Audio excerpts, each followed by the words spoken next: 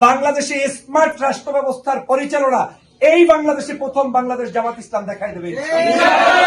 আজকের এই দিনে কাঠালিয়াবাসীকে আমি আগে বলে গেছিলাম মদিনা, আজকেও আপনারা মদিনাই আছেন, মাঝখানে একটু আউলে গেছিলেন।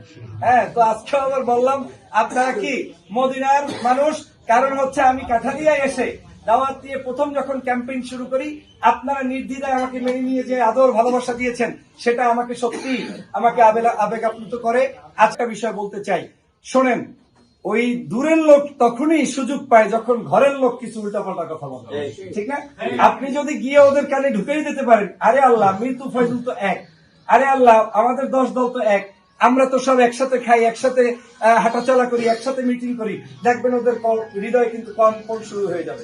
আর দেখেন, যখনই দেখবে যে আপনি কোন জায়গায় একটু দুর্বলতা প্রকাশ করলেন, আপনি নিজে কোনো ফেসবুকে কারো বিরুদ্ধে মিথ্যা কথা বললেন কিংবা কারো বিরুদ্ধে লেখালেখি করলেন, এনসিপি জামাত, জামাত এনসিপি, তাহলে কিন্তু ওরা সুযোগ পেয়ে যাবে। সে কারণে আমাদেরকে কি করতে হবে, আমাদের ভুল হলেও আমরা ঘরে বসে শিখাবো, কিন্তু রাস্তাঘাটে আমরা আমার কোনো প্রতিদ্বন্দ্বী বন্ধুর কোন বিরোধিতা পর্যন্ত আমরা করতে যাব না ইনশাআল্লাহ। সেই জায়গা থেকে আপনারা সতর্ক থাকবেন, ফেসবুক ব্যবহারে সতর্ক থাকবেন। আর জালকাঠি এক আসন নিয়ে এমনি রাশি আমাকে ভালো, যা করে ওটাই ভাইরাল, যেটাই বলবো হেঁটেই হয়ে গেল এই সমস্যা। এদিন একটা বক্তৃতা দিচ্ছি যে তোমরা যারা বিড়ি খাইয়া দোকানে যাও, শুনছেন না? বক্তব্যটা সুন্দর, এই বক্তব্যে 2 কোটি ভোট বাড়ছে জামাত ইসলামের, কোন সমস্যা, কারণ এদেশের বিড়িওয়ালা মানুষরাও আমাদেরকে ভোট দেবে না, দাড়ি কামান্ডে মানুষরা আমাদেরকে ভোট দেবে না, ইসলামওয়ালা মানুষরা আমাদেরকে ভোট দেবে না।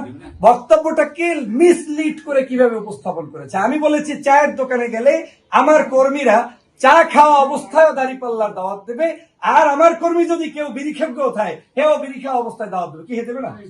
দিলে কি হবে, এমনও হইতে পারে ওই বিড়ি খাওয়া সংস্কৃতি থেকে আল্লাহ তাকে বাইরে করে ভালো করতে পারে, এখানে বানাইছে জান্নাত জাহান্নাম। ঠিক পেয়েছেন কথা, আপনারা বুঝতে পারছেন? আমি কোন জায়গায় জান্নাত জাহান্নাম বলছি? সো দ্যাট মিনস এটা আমাদের রাশি, এটা আমাদের ভাগ্য, সমস্যা নাই। 2 কোটি টাকার মার্কেটিং তারা করে দিচ্ছে। অতএব আপনাদেরকে বলতে চাই, ভয় পাবেন না। এই যে মিতু আপু কালকে 2 মিনিট বক্তব্য দিয়েছে, সারা দেশ ভাইরাল। মিতু আপু একটু জমা দিতে গেছে, এটাও কি ভাইরাল? আমাদের যা করব, যা বলবো সবই কি হবে ভাইরাল। এটা আল্লাহর পক্ষ থেকে গিফট। আপনারা এই জিনিসটাকে নিজে ভোগবেন না। আপনারা যখন পথ চলবেন সঠিকভাবে, আমাদের বিজয় কেউ ঠেকাতে পারবে না ইনশাআল্লাহ। কাঠালিয়ায় ঘুরে এতটুকু আমি আশ্বস্ত হয়েছি, আমাদের অলিতে কলিতে মানুষ এখন শুধু 12 তারিখের অপেক্ষায়। সবাই বলছে ওইটা দেখছি, হেইটা দেখছি, এখন দেখতে চাই কি দাঁড়িপাল্লা। অতএব এই বরিশাল্য ভাষার এই ওইটা হেইটা দেখা বন্ধ। আমরা এখন দাঁড়িপাল্লা প্রতীকের বিজয় না করা পর্যন্ত ঘরে ফিরে যাবো না ইনশাআল্লাহ। আমরা যুবকদের বান্ধব, যুব বান্ধব, আমি অলমোস্ট নিয়ার অ্যাবাউট মিতু আপুর সেম এইজের, আহাত ভাই আমাদের অলমোস্ট সেম।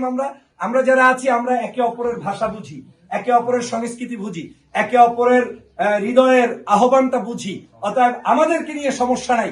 আপনারা যারা মুরব্বীরা আছেন এরা একটু সাবধান হয়ে আমার লাগে একসাথে খান, ঠিক আছে? অতএব সবাই মিলে এভাবে করে আমরা ঐক্যবদ্ধ থাকবো ইনশাআল্লাহ। আর সর্বশেষ আপনাদেরকে বলি, খেলা এখনো শেষ হয় না। রাজাপুর কাঠালিয়া শুধুমাত্র এই এমপি হবে না, রাজাপুর কাঠালিয়ায় বহু কিছু আপনাদের জন্য অপেক্ষা থাকবে। সেটার পার্ট আমাদের মিতু আপুও হবে।